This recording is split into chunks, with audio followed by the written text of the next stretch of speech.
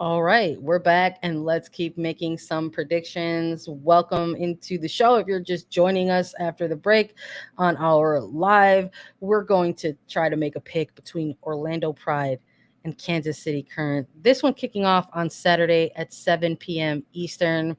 This one a little bit maybe different energy from the first two matches that we were talking about and making some predictions.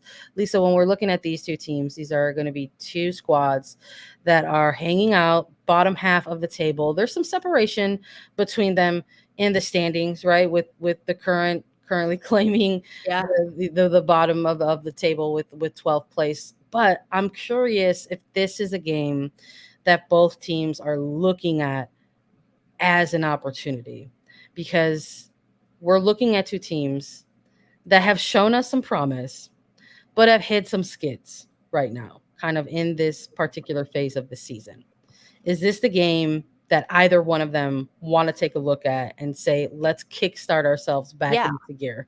Well, And which both one of is them. it? Which Both one I is it think though? honestly, I think both of them have to have that mentality of, hey, this is where we turn a page. This is an opportunity to pick up points, to get on the right side of things.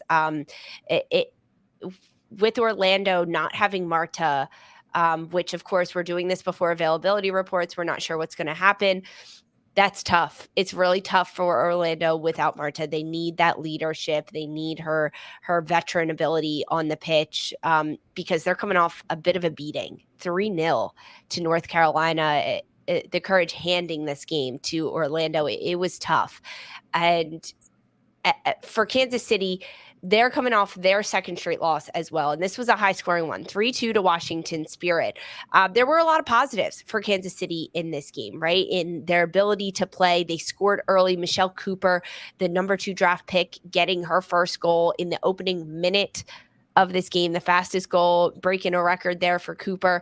And then they draw a penalty kick. Dabinia is able to finish that one, and they go up 2-0, but they can't hold on to it. They struggle to hold on to that momentum against the number 1 team in Washington Spirit. But still, once you go up 2-0, I mean, it's the most dangerous scoreline. You've got to Yeah. be able to hold on a little bit. You have to be able to mentally shift so you can lock down defensively. Kansas City hasn't won on the road yet this year. They are traveling to Exploria Stadium. There is something to be said about being on the road and having it be really difficult to pick up points. And I just don't think they're going to be able to snap that this week. As you mentioned, I mean, it's a bit of a streak for these teams to now be able to turn the page, get on the right side of history. And I think for Orlando, now's the time for Seb Hines, even without Marta, if she's not available to play, to pick up points against Kansas City. I think they're going to split the regular season games, because the first meeting, it was 2-0 to Kansas City. They got the win. That was their first regular season win. Yep. All year. It was Dabinia goal, CC Kaiser goal. That was right after Matt Potter was released from Kansas City. But the dust has settled with the Current, and I think Orlando is going to pick up points at home, get all 3 of them in this win. I think something that we've seen from Orlando, which I don't know if this is something that really piques the interest of folks, but this concept of making sure that playing at home actually has a home field advantage. Yeah.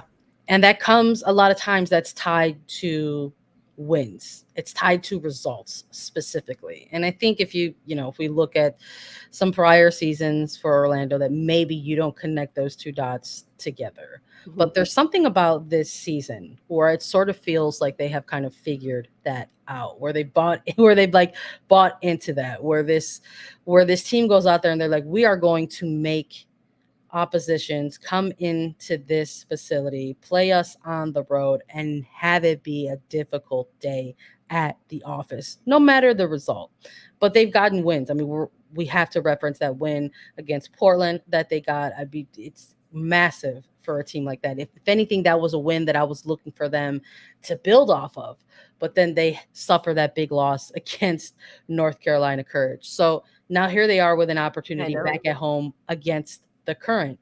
And I'm with you. I think they're going to get it. I think this Yes. is going to be one of those games where both teams are going to be motivated by the fact that they are bottom half table teams and they want to try to steal points off of the other in an effort to make sure they are in it during a long regular season.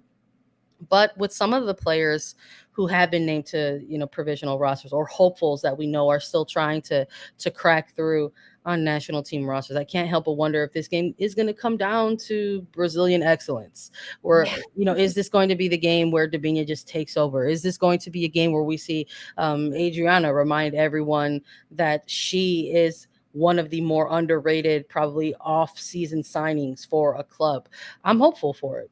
I'm with you, though, that I think some of it will come down to Marta's availability. We see what this team looks like when she is available for them and on the pitch versus when she is not, and it's clear that they're much better when she's there for them. So I'm curious to sort of see how they will build off, if they will lean more into the fact that they are in home, that they do have that advantage, because Orlando and the conditions is that they've made it not an easy place to play. But if they show that they are the ones to play through those, maybe not as ideal kind of weather conditions, that they're the ones who will come out with the results. So I'm excited to see what Seb Hines' game plan for this one against Kansas City Current. And I think the coaching staff might look at this as an opportunity. I think they're going to try to capitalize on.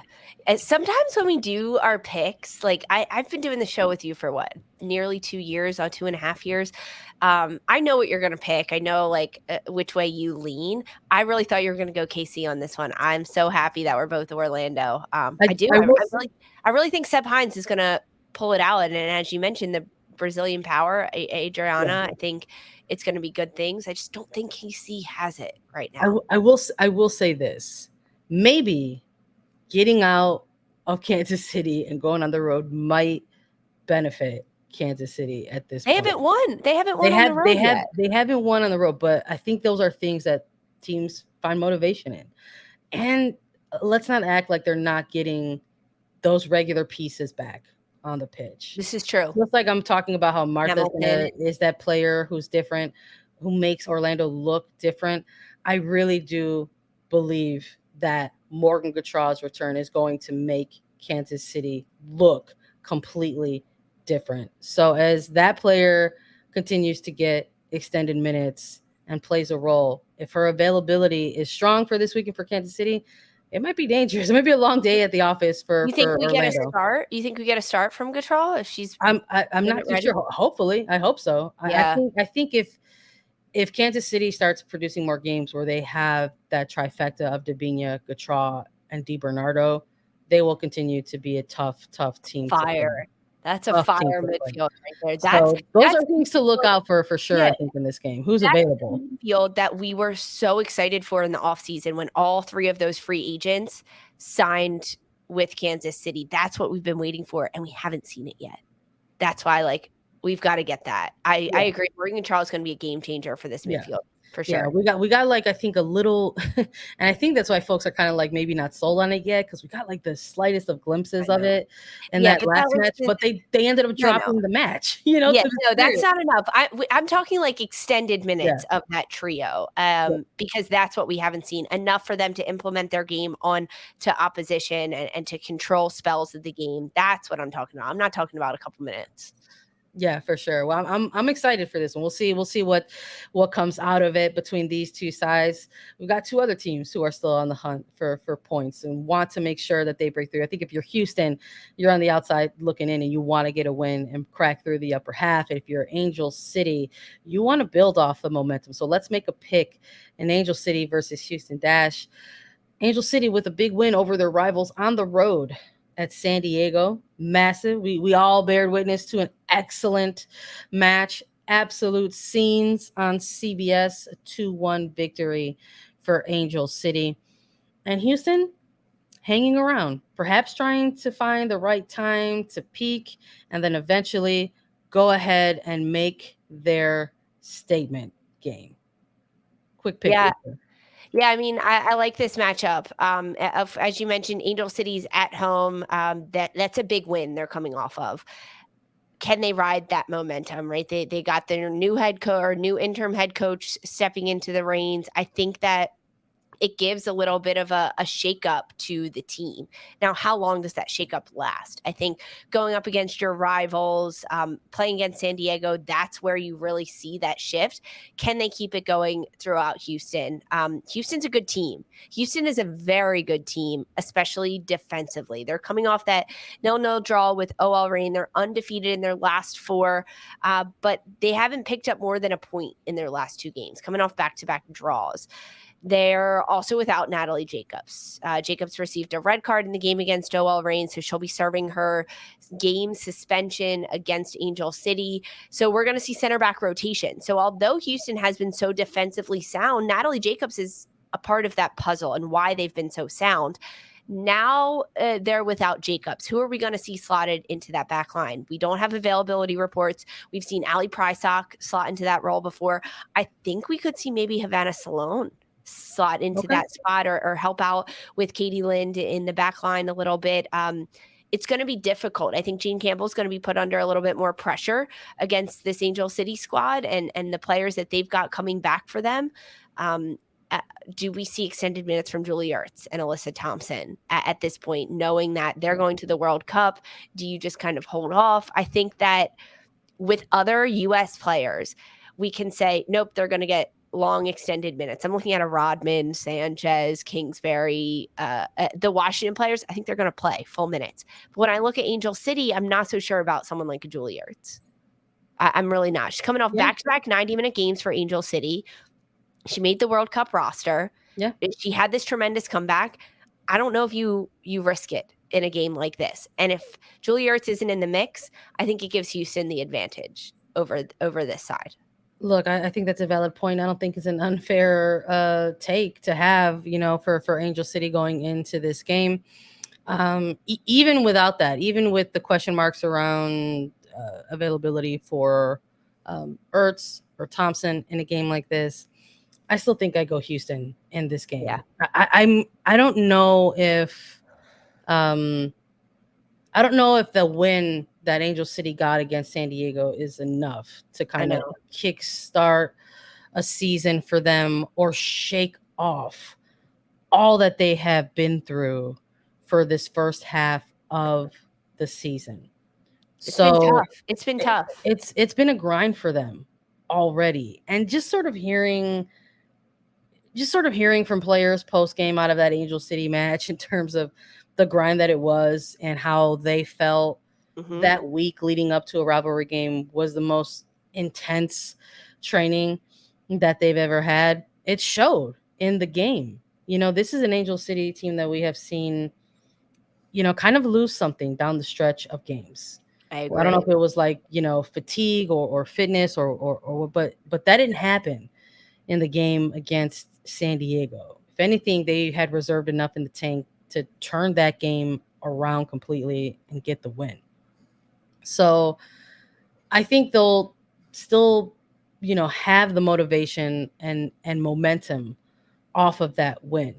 But I think they're going up against a team that also has kind of the same motivation and mentals going into a game like this. And they are much closer to finding a breakthrough into that upper half than Angel City is. And I think even if it's limited minutes with Ertz, even if it's limited minutes with Thompson, I think there's enough here for Houston to game plan and isolate some players or make them a non-factor for them to pull off. I mean, if Ebony Salmon comes to play in LA, like, game over.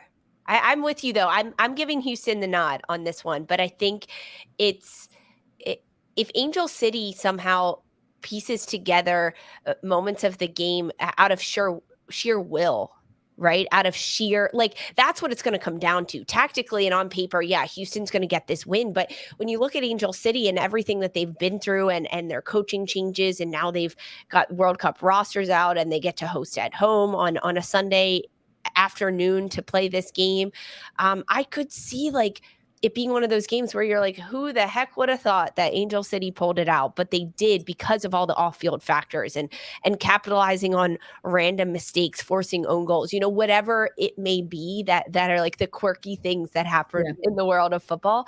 That's how I could see this game going in Angel City's favor. Frankly, it's going to be unlucky for Houston and really lucky for Angel City, but I'm going to stick with Houston because I can't put the odds of this in the fate and luck. I got to go with the football stats on this one. You got to see what's in front of you and make that pick.